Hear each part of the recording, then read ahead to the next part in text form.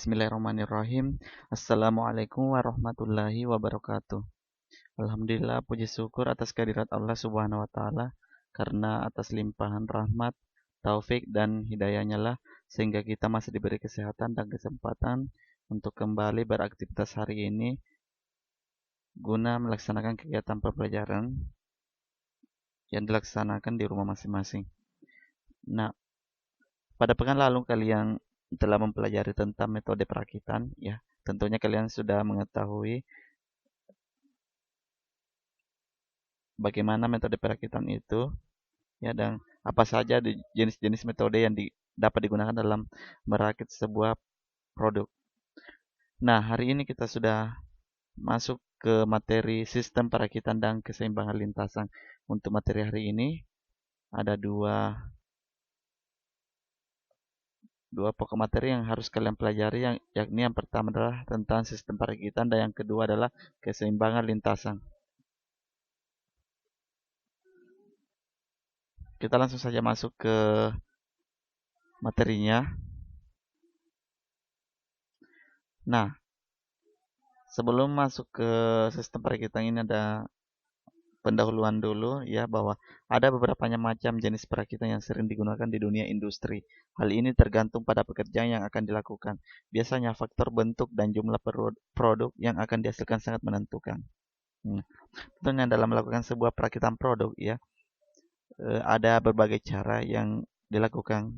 Ya tentunya dalam merakit ya kita harus menggunakan sebuah sistem yang sudah disusun ya dan sistem ini tentunya berpengaruh pada pekerjaan yang akan dilakukan. Kita masuk ke bagian sistem perakitan. Nah, apa itu sistem? Sistem adalah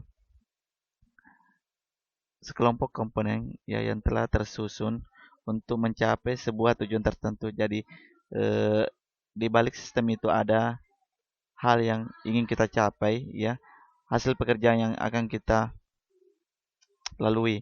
Nah, kecepatan jalur perakitan ditentukan oleh stasiun yang paling lambat. Kerja dari stasiun yang dapat bekerja lebih cepat sangat dibatasi oleh stasiun yang paling lambat. Nah, stasiun yang dimaksud di sini adalah stasiun yaitu sistem. Ya, jadi pekerjaan merakit sebuah produk itu ditentukan adanya sistem. Kalau sistemnya bagus, ya lancar maka pekerjaan merakit sebuah produk itu juga akan ikut bagus. Nah, sistem perakitan ada empat ya, ada empat ini satunya digabung. Ada sistem perakitan manual, ada sistem perakitan otomatis, ada sistem perakitan tunggal dan seri ya. Kita jelaskan dulu. Nah, perakitan manual. Sistem perakitan manual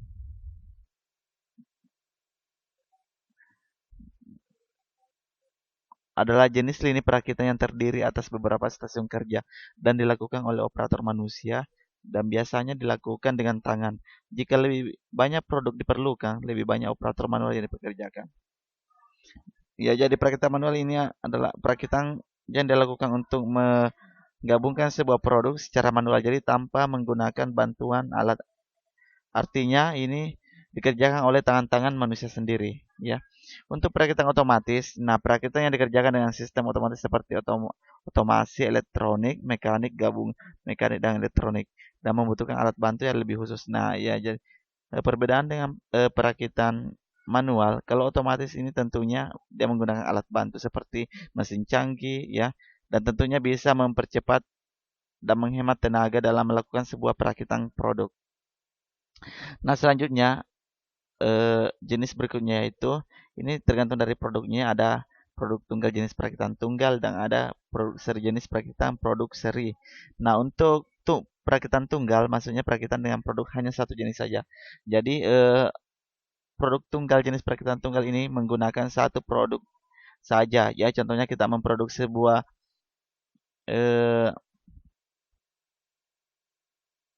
televisi. Nah, produk yang diutamakan itu adalah televisi, tidak ada produk yang lain. Nah, untuk produk seri jenis perakitan produk bila perakitan dilakukan dalam jumlah massal dalam bentuk dan ukuran yang sama. Contohnya proses perakitan produk elektronik, perakitan mobil, perakitan motor dan lain-lain. Nah, bedanya tadi ini kalau perakitan produk seri itu ya itu bisa digunakan oleh beberapa produk dan jumlahnya yang sangat banyak. Nah, itu perbedaannya. Nah, seperti yang sudah disebutkan tadi contohnya ini, ya, ada produk elektronik, perakitan mobil, dan perakitan motor. Selanjutnya kita masuk ke keseimbangan lintasan. Nah, banyak sekali istilah-istilah yang digunakan dalam keseimbangan lintasan. Apa itu istilahnya ini? Ada elemen kerja, ada elemen kerja minimum, ada total waktu pengerjaan, ada waktu proses stasiun kerja, ada waktu siklus, dan ada diagram pendahuluan. Nah, kita akan bahas satu-satu. Yang pertama adalah elemen kerja. Elemen kerja merupakan bagian dari keseluruhan pekerjaan dalam proses perakitan. Ya, jadi elemen kerja merupakan seluruh rangkaian kegiatan ya secara keseluruhan dalam proses perakitan. Yang kedua, elemen kerja minimum. Apa itu?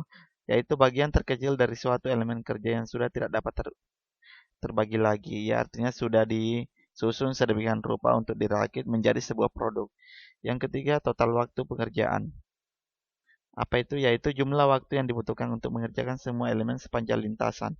Nah, setiap bagian per bagian dari perakitan produk itu ya sudah dibatasi ataukah sudah dicanangkan waktu yang digunakan dalam merakit sebuah produk itu. Nah, yang keempat, waktu proses stasiun kerja. Apa itu? Yaitu jumlah waktu yang dibutuhkan untuk mengerjakan semua elemen kerja yang berada di stasiun kerja-kerja tersebut.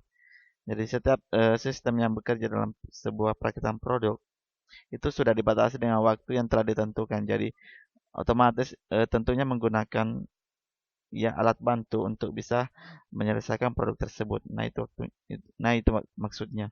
Selanjutnya waktu siklus. Apa itu? Yaitu jarak waktu antar produk yang dapat dihasilkan pada lintasan. Yang terakhir diagram pendahuluan, yaitu suatu grafik yang menggambarkan urutan elemen kerja yang diberi simbol node dengan tanda panah sebagai penghujung antar node yang menunjukkan aliran tiap elemen. Nah, ya, itulah materi untuk hari ini. Semoga kalian bisa memahaminya. Jika ada pertanyaan, silakan diberikan di kolom komentar YouTube. Sekian penyampaian materi dari Bapak. Wassalamualaikum warahmatullahi wabarakatuh.